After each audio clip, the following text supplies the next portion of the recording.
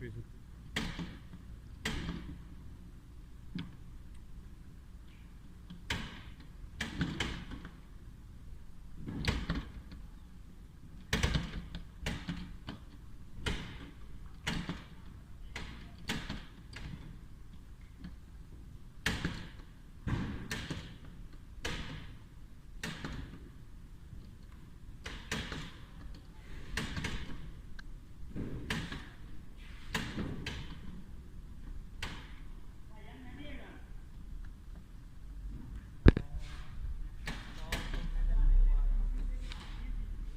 ਆ ਚੁੱਪਿਆ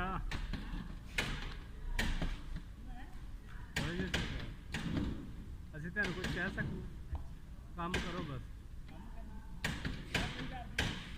ਤੇ ਇਜਾਜ਼ਤ ਕਰੋ ਸਰ ਇਧਰ ਹੋ ਜਰਾ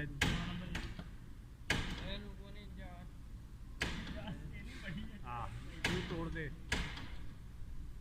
तू तबाही ला दे कुलिया